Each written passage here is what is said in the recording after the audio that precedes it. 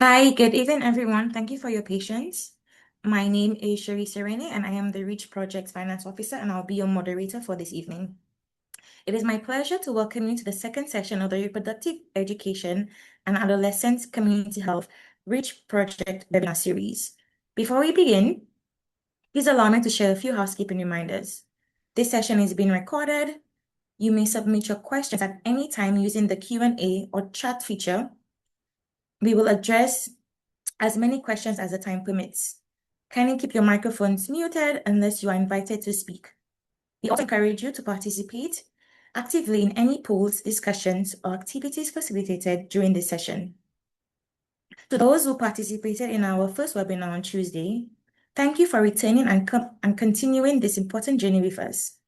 Your presence demonstrates your commitment to learning, collaboration, and improving the health and well-being of adolescents across the OECS. To those joining the Reach webinar series for the first time this evening, we extend a very heartfelt welcome to you. We are delighted to have you with us and hope that tonight's session will be informative, engaging, and beneficial to your work with adolescents and young people. Just a little background of the Reach Project.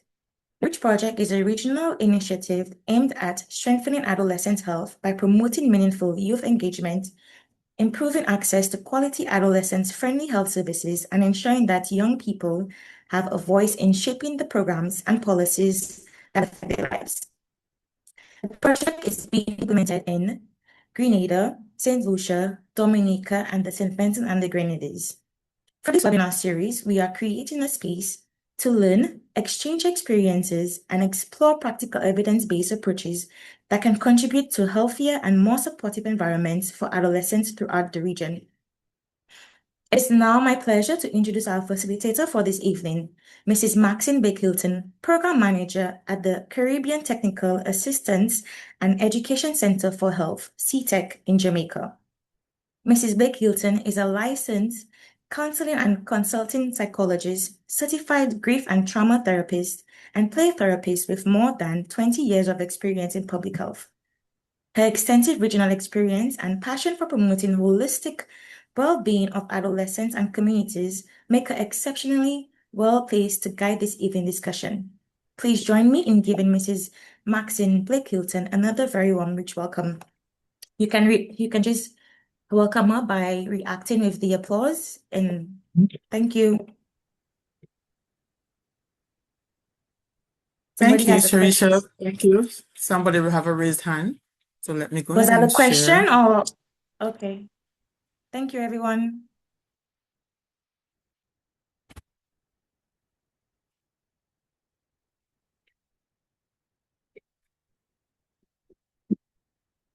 Mhm.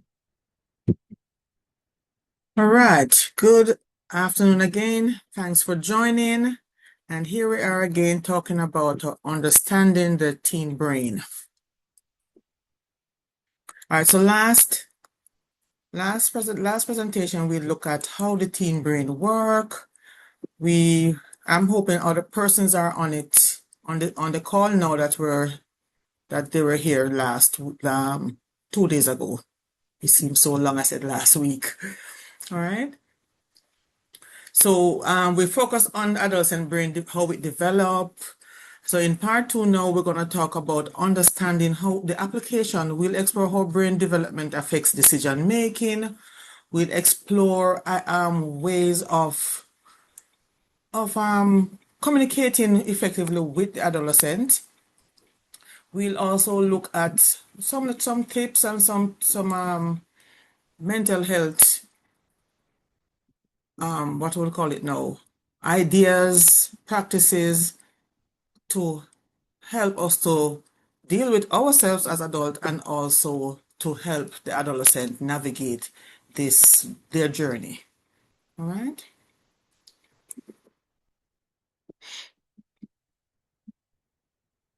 So we'll just do a little bit of recap to say the core developmental tasks of the adolescent. What is it that what is happening during this time of development? So they are developing, they are increasing in independence, they are building, they're strengthening, they're exploring. So they're developing their identity, values, what role they play in society and in their family and in their community. They're developing their future self. They're increasing independence, decision making, testing the boundaries somewhat, and they're increasing in their responsibility. They're also building their peer intimacy and sense of belonging. They are also strengthening all their skills. So they're strengthening their emotion regulation, their problem solving skill, how they deal with their executive functioning, how they think through things, how they react to things, and of course they're exploring. So they're exploring relationships.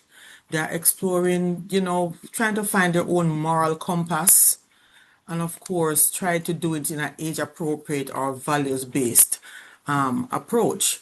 Now, the age appropriate and values based approach is also dependent on who they have around them to support and who they have around them to model, so that they will be able to find their feet then, and to function.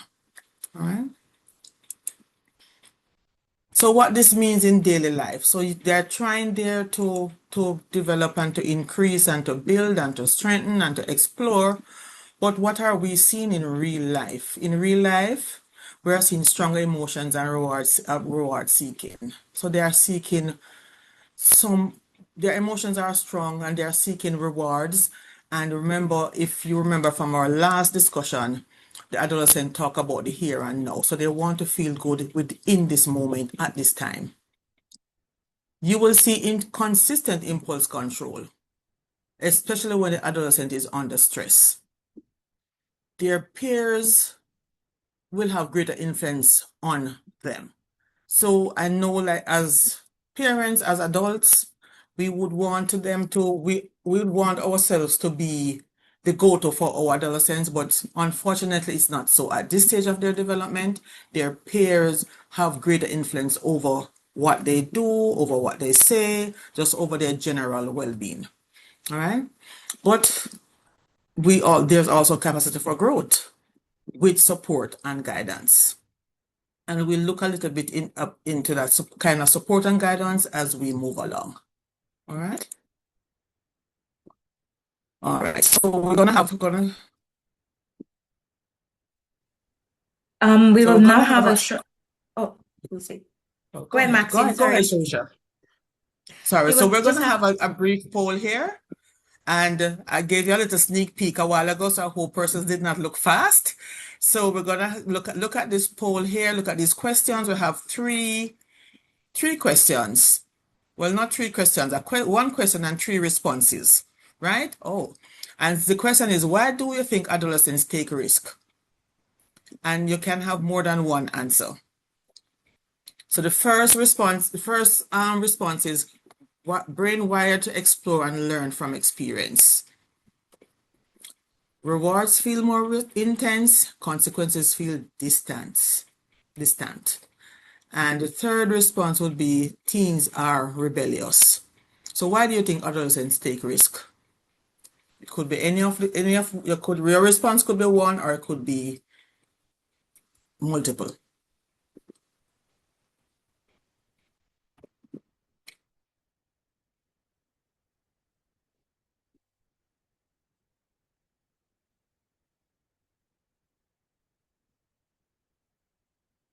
Right.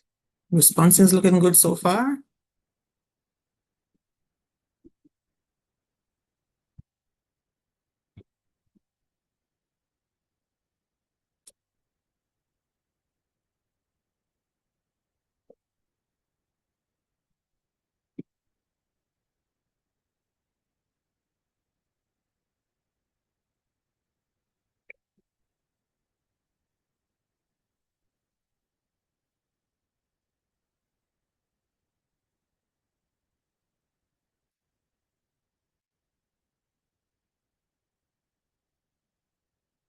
We'll give another minute for to close the poll.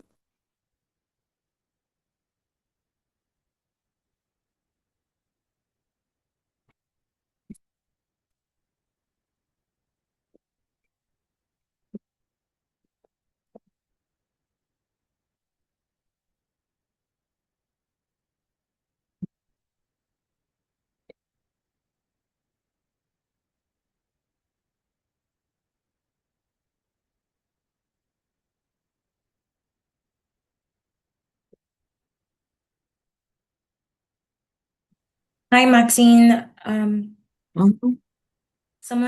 Kristen Barker said she's not hearing. Can you say something? Oh, Oh, okay. hello. Are you hearing me? Are you hearing now, Christy? Are you able to hear us? Okay, great. Are Thanks. you hearing? Okay, she's able to hear. She's hearing She's us? able to hear us now. Yes. Okay. Okay, all right. I'll just lean forward a little bit more. All right. So want to share the results now? All right. So 31% say a brain wired, the adolescent brain is wired to explore and learn from experience. That is correct. And it's just biology. It's just how the adolescent brain is wired, the phase they're going through, and they learn from experience. So that is why they take risk. Rewards feel intense, consequences feel distant, and that is also correct. So in adolescent, they mainly live in the here and now. So I want this, I feeling this feels good right now. In the back of their mind, it might be wrong, but the consequence for that behavior is they don't think of consequences as an adult would because of the emotional brain. And some person says, 4% said teens are rebellious. And yes, it can look like that. So I wouldn't say that answer is incorrect. But developmentally, though, it may be a young person's way of seeking attention, seeking a sense of belonging, seeking some autonomy, seeking having a voice, and feel that they're dealt with fairly. Because sometimes, as parents and as adults, we tend to still treat adolescents as if they're very small children. And so now this is an emerging adult who feels that they want to have a say in whatever is going on about them, around them, and for them. And so if they are not given that chance, they feel that they are treated unfairly, and it might appear to the adult that this teenager is rebellious, but it's just a seeking, there's a need, right? So when you see this kind of behavior, you realize that there must be a need. Try to find out what that need is. All right?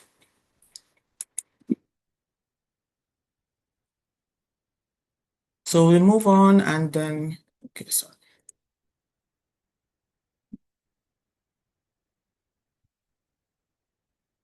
All right. So why do adolescents take risks? That's what we just did a while ago. And of course, here are the answers. Brain wired to explore and learn from experience. So what might seem risky to us as adults, and if we just think sometimes we will realize that we took some risk also, right? Reward feel more intense, consequences feel distant. They don't think of getting the punishment or what can happen. It's just that they are enjoying themselves in the moment. And so risk taking helps build independence but when guided safely. Because we all know that some risk taking can lead to harm to self and to others. However, but when guided safely, risk taking is a part of their developing. Risk taking is a part of trying to find their own self and to find their own way in life. All right. So when we look now at emotions, stress, and behavior. So a lot of time adults when we say, oh, they are under stress, or even adults say they're under stress. So stress reduces access to the thinking brain. So remember we spoke the last time about the emotional brain, which is the limbic system, and we spoke about the prefrontal cortex, which is the thinking aspect of the brain. And for the adolescent, the limbic system is much more developed or developed faster than the prefrontal cortex. And so therefore,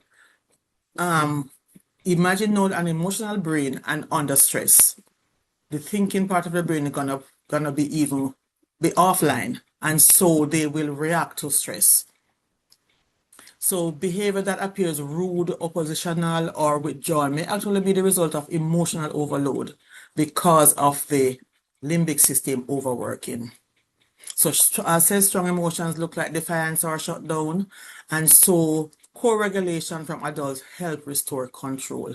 And later on in this evening, we'll talk some about how to co-regulate, how to help the adolescent to, to step back, to think a little bit before they act.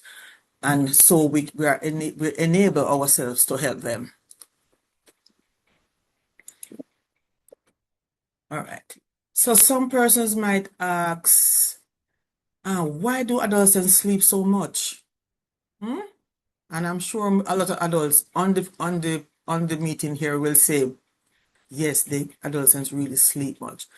However, this also is a part of their development, right? This also is where there's a shift in their sleep pattern called a circadian shift, right? So as a child, the child tends to want to sleep early at night. So if you look at the blue bar here, the child can go to the bed around 9 o'clock, 8:30, 9 o'clock, and they wake up at 6:30.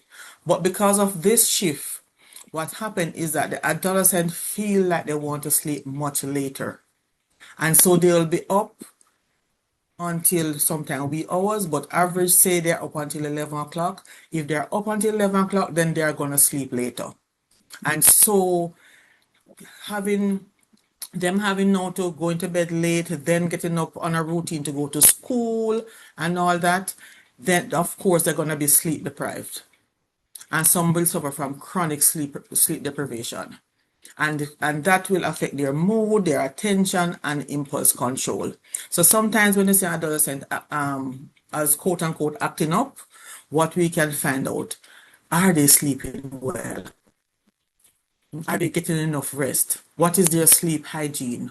What time do they go to bed? What time do they get up? Because the lack of sleep can affect mood, can affect their attention, and it can affect their impulse control. And of course, we mentioned about peer presence, increased risk taking by amplifying reward sensitivity. Last time we used the example of an adolescent being by himself, and he'll act differently, but as soon as the friends come over, that amplify his sense of wanting that reward, of wanting to belong, of wanting to be, be hot. And so they will make decisions that sometimes they'll regret after.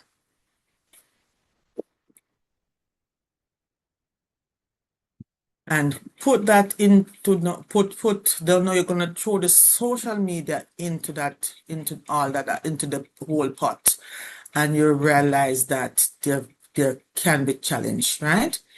So adolescence is a critical time when teens explore their identity, as we said before, influenced strongly by social feedback and self-reflection. So there's now this person, think of adolescent who is already trying to find self, and now is on social media and seeing persons, whether it be the influencer or in the media or the what do you call it now, movie star living certain lifestyle or wearing certain things. They are looking to identify with these persons, right? And so that they are strongly influenced by social feedback. So whilst digital space offer creativity and connection, it can also cause stress. It can also cause them to be comparing. And once you start comparing, they're gonna feel like they're left wanting. So they might not have the clothes that they see other people wearing. They might not have the hairstyle. They might not have the type of phone. And so there is some disconnect there. And of course, we talk about the disrupting sleep patterns. However, all is not lost, as we keep saying, because healthy relationship shows respect, honesty, and encouragement. So if try to create a healthy relationship with your adolescent, with the teen that respects them, that show honesty. Try not to say, do as I, or some the saying would go, do as I say and not as I do, because adolescents look on that, and that is dishonest really, because if you want somebody to act certain way, you have to model that behavior. So they're looking for respect, they're looking for honesty, and they're looking for encouragement. All right, say for example, an adolescent don't usually make his or her bed. in the mornings, and you're at this adolescent, so go make your bed before you leave the house. Go and make up your bed. Go and tidy your room. There comes a morning that adolescent spread the bed, but the sheet is sort of lean. It's not as how you would do it. Show encouragement. Say, I've noticed that you have spread your bed. And show the encouragement, and then you can correct. But if you're going to go in and say, this is how you do things, you can understand how that will make the relationship deteriorate, or they just don't bother do it. And it will look like defiance, but it's just that you have criticized them, they go into an emotional overload, and they just shut down, right? So unhealthy relationship involve control and humiliation. If you try to humiliate an adolescent, especially in public, then there will be a challenge, right? So our Caribbean culture values like community and resilience support teens in building strong, healthy identities. All right, so us as adults, sometimes we say that the adults say they don't care. And we all can identify with that. They don't care. But often they are so overwhelmed or unsure that, as said before, they just shut down, and we're looking on the behavior and not on the cause, will say that they don't care, right? Another common thing is that they are lazy. What is happening that their skills are still developing. And remember, we spoke about them needed additional sleep. So them needing additional sleep plus underdeveloped skills might look to the adult as lazy. However, they are still developing. They sometimes there are lack of sleep, and so there are different conditions. So what's the why? What's the why behind their behavior? So always try to look at the why. Sometimes adults might misinterpret and say they are disrespectful. However, if we are not treating adolescents with fairness, with honesty, as mentioned before, because if we're not by example, then of course the adolescent gonna respond likewise, and then we're gonna see it as being disrespectful. But so what is the why behind the behavior? Right? So I want to go in a little bit about on our mental health support and moving forward. So we spoke about the behavior, we spoke about the brain, how it develops, and it being the adolescent being an emotional stage of life where the limbic system is is not overreacting, but has matured before the prefrontal cortex, which is the thinking component of the brain. But how can the community, the adults, and when I say community, I mean the schools, community leaders, the churches, how can we support the adolescent in moving forward and in developing, but developing with guidance, developing with support? How can we do that? And we'll go a little bit into that now. All right. So we can reframe and look at our risk-taking and stress responses. So we mentioned before that adolescent risk-taking is a developmental learning process for identity, for coping, and not mere recklessness. And also we have learned that chronic stress and trauma sensitize the adolescent brain, triggering survival response like fight or flight. Or you can have the fight, flight, or fawn. So is that a system is that if you're under stress and is either you're gonna fight back? Say for example, the person's experiencing fear, right? Is either they're gonna fight back, or they're gonna run, or they're gonna find that they're gonna faint, or they're gonna freeze. So you have fight, flight, fawn, freeze, right? So it depends on the adolescent, they will react. And especially for some persons, they will fight back and it will look like they are very disrespectful, or they are or they don't respect authority. However, if they're under stress, coupled with their emotional brain, then of course you might find one of these happening. So a trauma-informed approach emphasizes safety, empathy, and consistency over control or shame.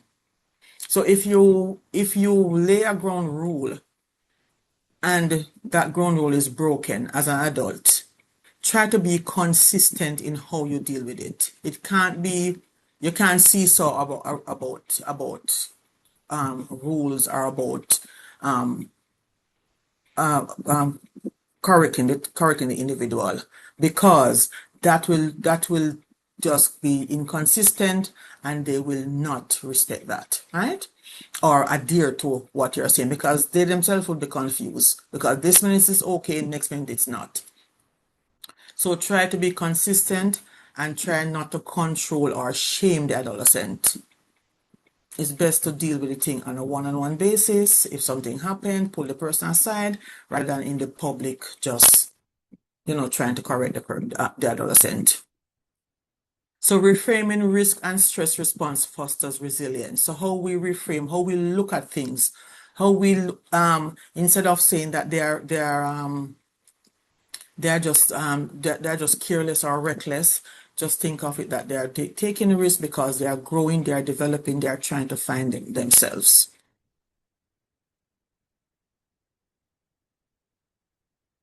Right. So we want to look at now to understanding, reframing, and cognitive patterns. So adolescents often experience negative, rigid thinking patterns like catastrophizing and all or nothing thinking under stress. So if an adolescent is under stress, all right, let me use an example. So say, for example, a female adolescent is at school and she probably slip and fall, or better yet, one of her friend say something to her that she don't like. She might start to catastrophize and say, nobody likes me, everybody's against me. So they have this all or nothing thinking, and this is brought out more when they're under stress. So the adults now should validate the emotions, use open-ended questions to help adolescents explore alternative, balanced perspective. So in that scenario, you could say, everybody don't like you. You try to let them think about it. How many friends do you have?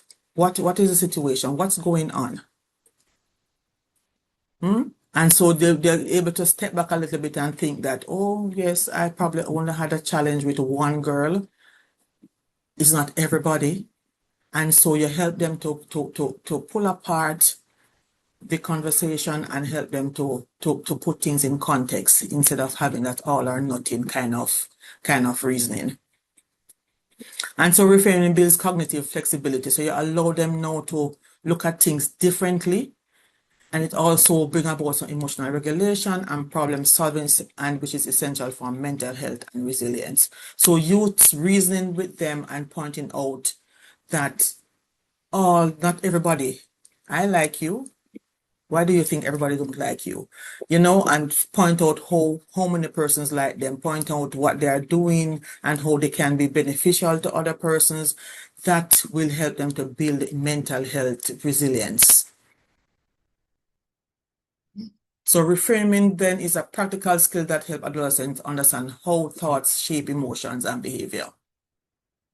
So you're allowing them to pull back and to look at what's going on, and you are there guiding them through that process to show them that, hey, it's not as bad as you are thinking it is. It's not as rigid as you think it is. All right. So here we have a little bit about. I'm sorry, there are two questions. I don't know, should I read them now for you? All right. We can pause for the question, yes. Should parents compare teens' behaviors? Would comparing cause more damage or improve the situation? With more than one teen in the house, how can you, as a parent, go about dealing with the different behaviors displayed among them? All right, so let me go with the first question. Should parents compare teenagers? That's the first part of the question, right? Yeah. I would answer that to say that no, it's not healthy to compare, because remember, everybody is unique and each person have their own strength. And as parents, and sometimes too, I'm guilty of that.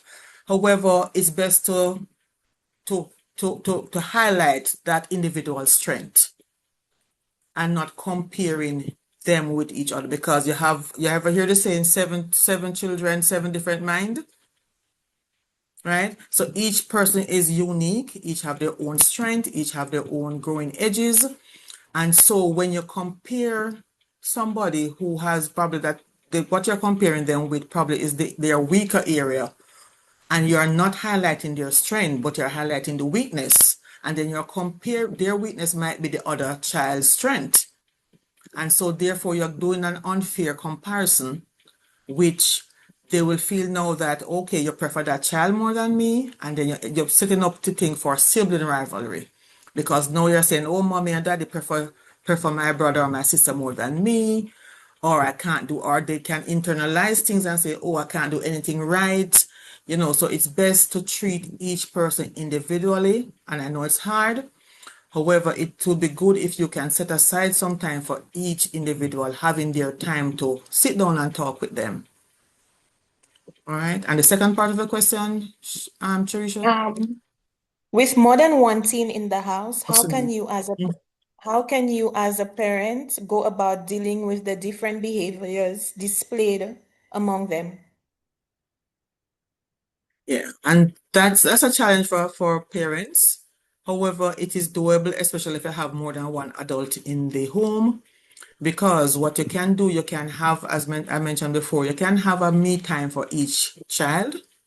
So you'll have like your group setting where you have your family setting where each person have a voice, and you set your ground rules. So one of the things you could say that whatever you say, there's no right or wrong answer. Letting the individual feel comfortable to express themselves. And not only in the group setting, but each person, no matter if it's 5 minutes out of the week or a set time, that they can have time to express themselves to parents and to others. I hope that helped. There's another question. Sure, go ahead. What advice would you give adolescents who feel pressured to present a perfect version of themselves online? What are some signs that social media is negatively affecting an adolescent's self-esteem or mental health? How can parents, guardians, and educators encourage healthy social media habits without being overly restrictive? That's So like let us three deal with questions. one. That's a question in one. So could you repeat the first section and then Yeah. we'll deal with it segment by What segment? All right. What Go ahead. advice would you give adolescents who feel pressured to present a perfect version of themselves online? All right. So my advice would be yourself, right? Just be yourself, and to look on the why. Why do I think I need to be perfect online? What is driving that need, right? Is it that I'm not getting the attention that I need? Is it that I just want a sense of belonging, and so therefore in my mind to belong I need to be perfect? So if the adolescent be able to have an adult to guide them, or just to look within themselves and say, what is driving that need? Why am I wanting to present a perfect self, when in truth and in fact there's no perfect person, right? And also having that ability to realize that the movie stars, the influencers, it's not real. So it's just like watching a movie. Sometimes it's not real. So knowing what is real from what is not real can also help, right? The second part. What are Again? some signs? What are some signs that social media is negatively affecting an adolescent's self-esteem or mental health? Right. So if the adolescent is on social media for extended period of time, and then as the adult or the adolescent will realize that they have mood changes, you might have an adolescent who was very happy now become very withdrawn. or is now addicted to the phone or to the gadget and can't really put it down to do anything else. So those are some of the things you can look out for. The change in behavior, change in sleeping habits, changing patterns, changing eating pattern. Looking at all of those put together. So not one, because you can change sleeping pattern and it's not because of social media. So looking at the time spent on social media, looking at, the change in behavior, change in habit, and then you can realize that something is wrong. The next one is, how can parents or guardians and educators encourage healthy social media habits without being overly restrictive? So setting clear boundaries. Setting clear boundaries is one of the key thing I would say. Not restricting or taking away the phone or being like a sergeant, but setting rules that both the adolescent and the caregiver agrees to. And even if the adolescent don't agree to it, there is reason behind it. Setting clear boundaries and maintaining the boundaries. So if you say to adolescent, you can have your phone between the hours X to Y hours, and at the end of that time, the phone should be put down, or I will come and take the phone. But whatever is agreed on should be maintained and should be adhered to, right? And the adolescent knows that once you break this boundary, then of course there are gonna be consequences. And the adult being consistent with that. All right. Those are the three areas. Sunil? Yes. Yes. And all right. Any other question? We have 2 more questions, but we will answer them after the presentation. Thank you guys All right, for no putting the problem. Okay, no problem. Okay. All right, so we'll move on now to reframing matters. So adolescents interpret events quickly. So remember, the brain is just firing, right? And they interpret things very quickly, and often it's negative, especially when they are stressed. And so you have to train the adolescent that a thought is not always a fact.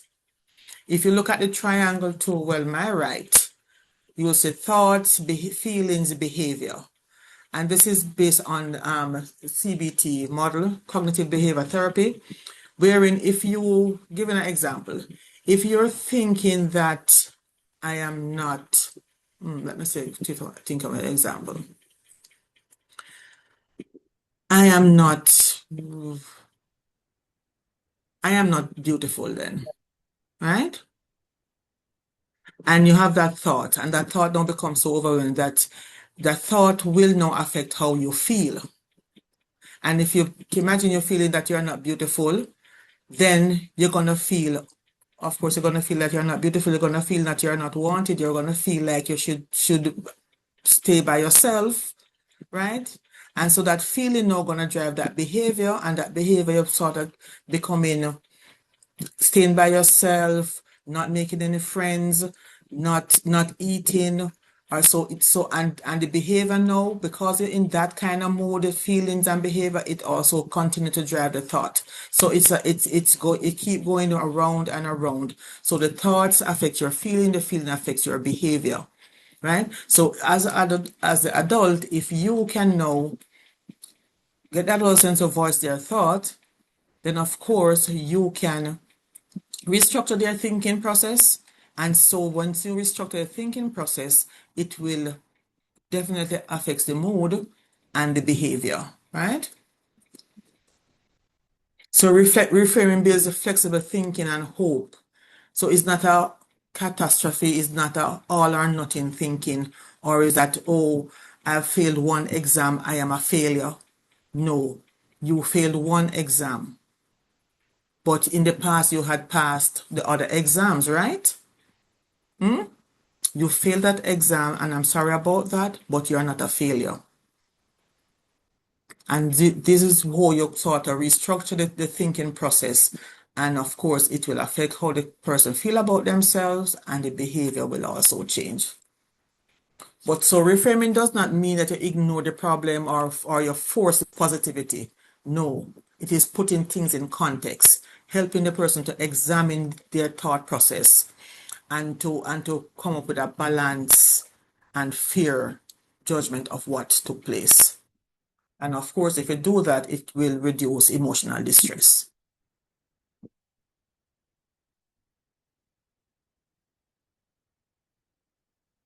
All right.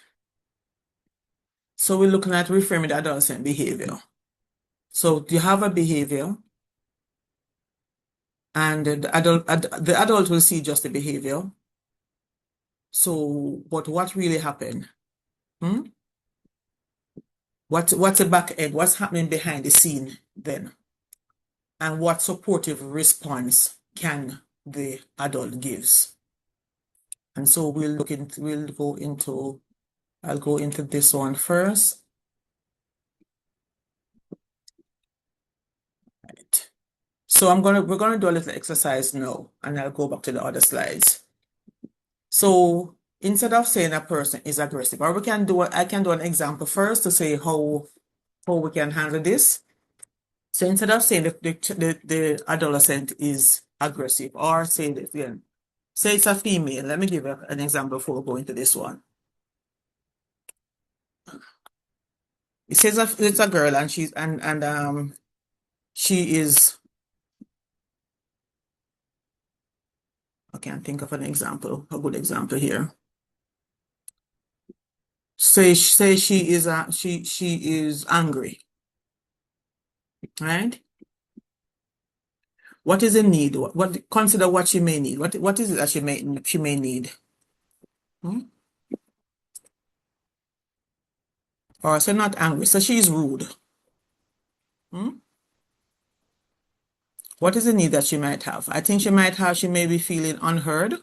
She might feel embarrassed and so retaliate.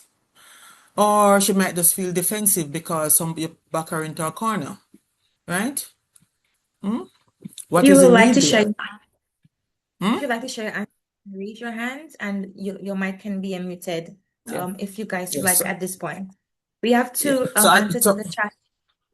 Somebody all right. said So I'll go. vocal Mm-hmm. and attention. Okay. So she would need attention, right? Right. How she may be feeling.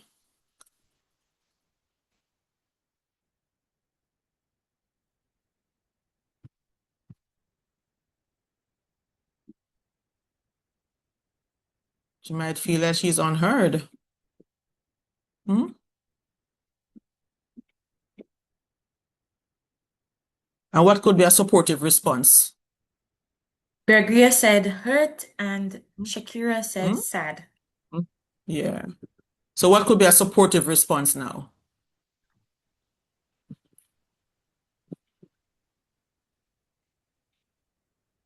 Janelle said unnoticed.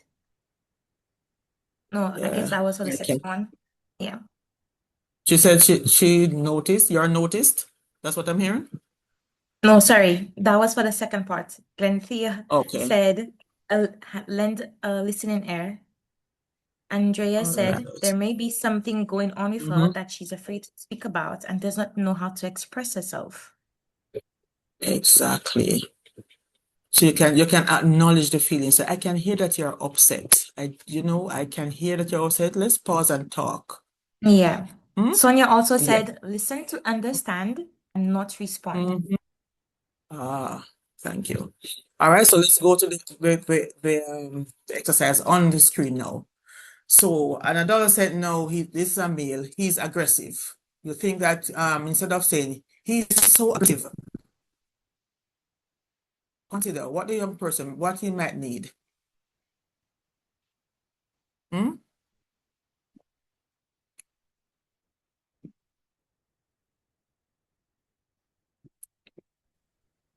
Bergia said attention. If you would like to raise your hands and answer the question, you can go ahead. We can unmute you guys. Bergia also said No, Shirley said attention. Gregory said love. Is it Shatalia said to talk over or vent? Andrea said a non-judgmental listener to understand. And Glenthea said understanding. Lujan Say said what? depression. Understanding, sorry. Okay, Lujan okay. said depressive. Shirley said to be heard. Okay, yes. All right. So he may be in a threat mode. He might feel threatened. So you know when somebody feels threatened, they might just get aggressive themselves, right? Could be that he feel ashamed also or afraid or just lack conflict resolution skills. So his need would be that he needs safety, calm, emotional regulation. So what is on a supportive adult response could be what? And I heard some of it coming out in the response before. A supportive adult response could be, never know Janelle if you said think, reassurance. but how do you show reassurance?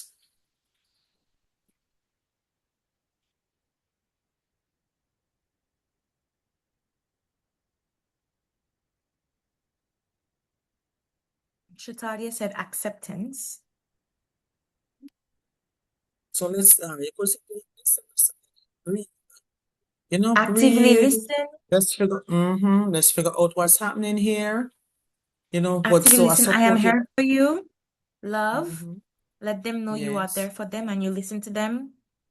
yes. Encouragement, letting them know that you can have an open conversation. Mhm. Express concern. I am willing to listen. I am here to listen and not judge. A supportive adult can first let her know that her feelings are valid. Exactly. All right. Correcting with the sandwich method. Okay, all right, good. That's a good one. Yes. All right. So yes, I so would we have a number, yeah, we have a number of very good responses. And so, and these just don't come overnight though. It's a matter of practice. All right. Thanks for participating. Right. So in a helpful lens that you just did a while ago, instead of non-compliant or instead of attention seeking, you can consider that they are going through mistrust, fear, low autonomy, unclear expectations. They have unmet needs. They are in distress. Instead of aggressive, this is a threat response, right? It's a fight. Remember the fight, flight, or fight mode. Sometimes they are backed into that kind of response. So look at the why behind the behavior in short. All right.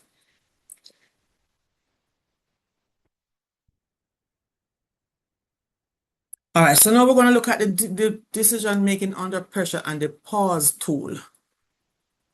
So high pressure situation activate the hot brain, or the brain just keep triggering off, right? For quick, risky decisions, while the cool brain allows calm, thoughtful judgment. So the pause tool is basically stands for pause, ask, understand, select, and exit or explain to guide wise decision making under pressure.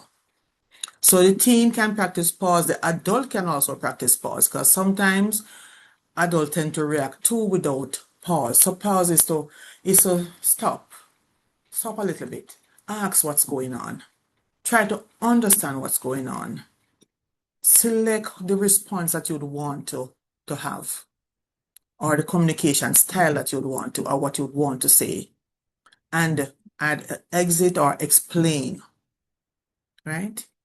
Explain why things is done. Explain why you responded in the way you respond. And so teen can practice the pause using relatable non-person scenarios to build skills for school, home, and social life. So it doesn't, in other words, it doesn't come overnight. It's a practice. Practice to step back and to ask and to try to understand and to select the appropriate response. So making wise choices is not about perfection, but it's about creating space for thoughtful decisions and viewing mistakes as growth. So everybody do make mistakes, everybody, but it's a way of growing and of course, learning as we grow. Right? So some practical stress relief tools. You can talk about controlled breathing. You can look at grounding, movement techniques to calm your nervous system. So breathing, we can look at the box breathing or just inhaling, counting to 4, exhale, holding for 4, exhaling, and so allow our thinking brain to come back online. So when you're feeling stressed, if you're feeling angry, that deep breathing will allow to calm your nervous system and allow your thinking brain to come back online, and so you don't react in a rash manner. Grounding technique is to just look around. You can practice 5, 4, 3, 2, 1, where you just look around you. 5 things you can see, 4 things you can hear, 3 things you can smell, 2 things you can touch, and probably I think 1 thing you can taste. And so you engage all your senses and bring you back in the here and now, so you don't react to situation. And of course, movement calms the nervous system. So if you're in a very stressful situation and you start to move your body, or right after the stressful situation, you start to move your body in any way you can move, it will allow the stress to flow through your body and it's not retained, because I can tell you the body keeps the score. The more you retain or you internalize things, the more you will be affected negatively by it. So music and movement can also help.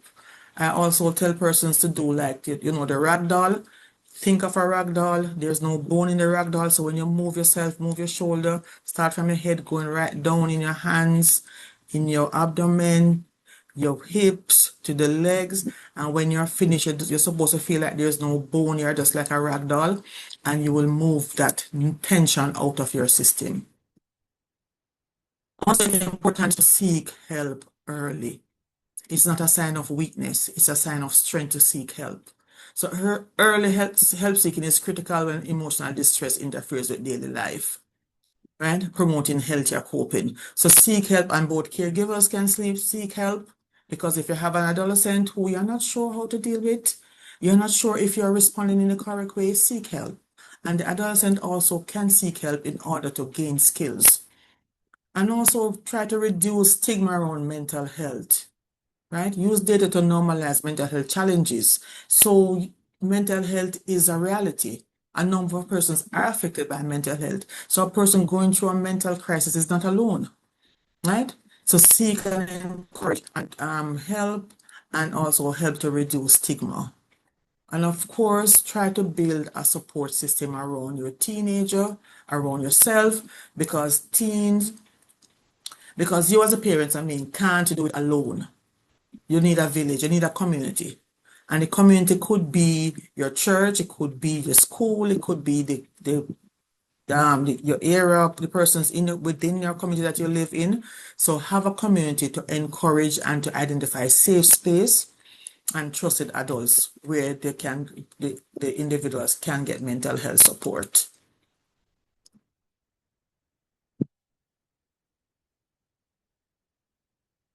So communication at work, stay calm and curious. Name your emotion. I am feeling angry. In the Caribbean, I don't think we name our emotions. Especially I can speak for Jamaica. When sometimes you ask a young child or adolescent how they're feeling, is either they feel good or they feel bad. They don't know any other emotion. Name your emotion. Is that you're angry? Is it that you're furious? Is it that just try to name your emotion and explain the why behind it. Adults, please explain the why behind rules. Not because I say so, but explain the why behind the rules, behind the boundaries, and offer choices within limits. So you're going to offer choices, however, the adult said no, that is not a boundless choice. You have limits. And of course, as I've mentioned before, acknowledge effort, not just outcome. Remember the example about spreading of the bed? Acknowledge the adolescent effort, not just the outcome. Might not spread it properly, but acknowledge the effort that was done, and then time or you guide the process and say, okay, this is how the bed is made. that kind of thing, but you acknowledge the effort. All right. So personal take action plan and takeaway, have your brain care contracts. So encourage your team to create a personal contract, including the sleep goals. Sleep hygiene is important. Remember, sleep, if it adolescent doesn't get enough sleep, then of course they're gonna have probably behavioral challenges. So have a brain care contract that includes sleep goals, pressure strategies. So you plan ahead. What are your strategies to respond to a certain pressure or certain thing that's happening in your life? And of course, have your trusted support persons. So key takeaway here is the adult brain, the adolescent brain, the teen brain is adaptable. So you can change, you can motivate, you can change, right? Emotions inform but can be managed. Choices improve with support. And of course, we as Caribbean people have our cultural pride, we are creative, and community fosters teen resilience and growth. And let us remind our teens that their brains and lives are worth protecting and investing in daily. So it's not the labeling, but it's looking on the why behind the behavior and provide the appropriate support. And we're winding down. Just remember that we have ongoing brain development, and the brain development continues into the mid-20s, right? So you explain to the typical adolescent behavior like risk-taking and emotional reactions that are normal, but you put them in context. I can't overemphasize the importance of support and healthy habits and empathy and communication. Communication is also key, and empathy. Correct with empathy and with love and with support, and you'll get a different behavior or a different response from the adolescent. All right, so key takeaway again, adolescent behavior is shaped by brain development. Reframing helps adults respond with empathy and structure. So if you as adults is able to reframe, then you will respond with empathy and structure. The adolescent brain is not broken, it's adaptable, it's a stage of rapid learning and rewiring, and experiences matter. And of course, understanding reduces stigma and conflict. Supportive communication builds long-term skills, and supportive structure, so you could sleep. Opportunities to practice decision-making help strengthen control circuits over time. All right, and here are some links I will share with you where you can get some resources if you need before you have a crisis, or how to just to cope. And whether be adult or adolescent, if you need support, you can have helplines and you have avenues to reach out. All right, thank you.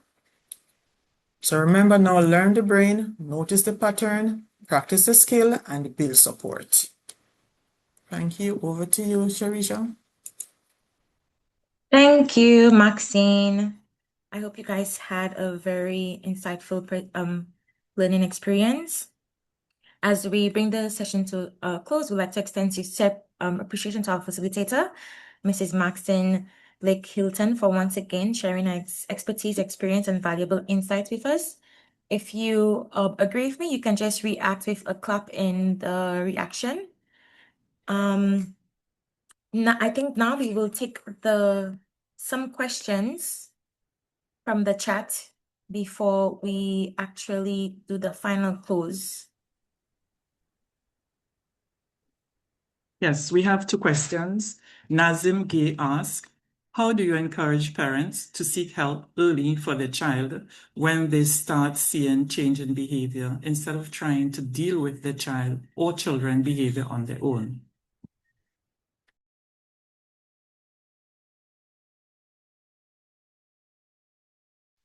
Sorry, I started to respond with and I was muted.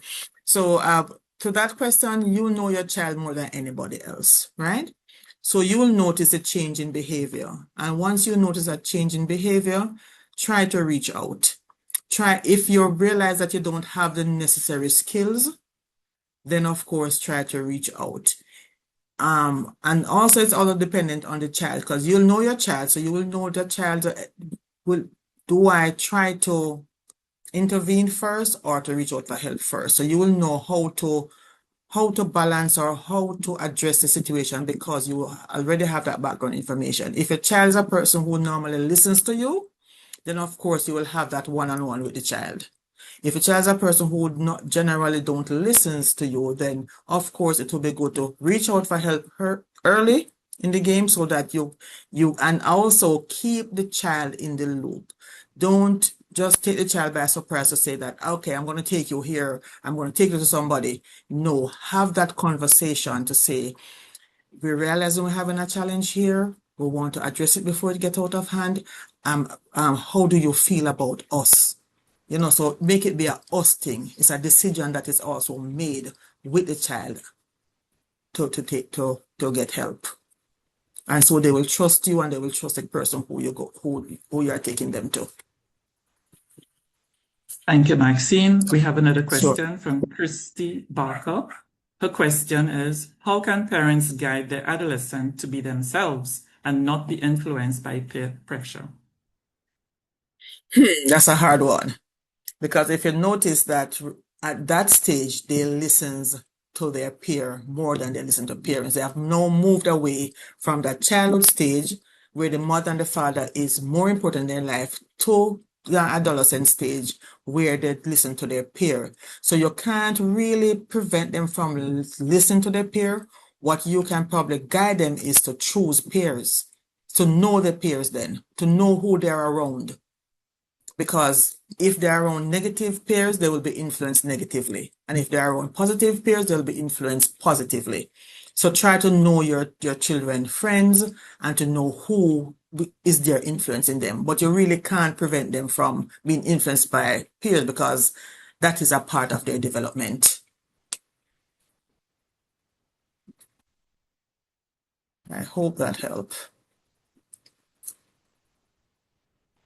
If we have no more questions, we would just like to say thank you for your active participation, your thoughtful questions and reflections, and willingness to engage in this important conversation. Your contribution helped make tonight's session both meaningful and successful.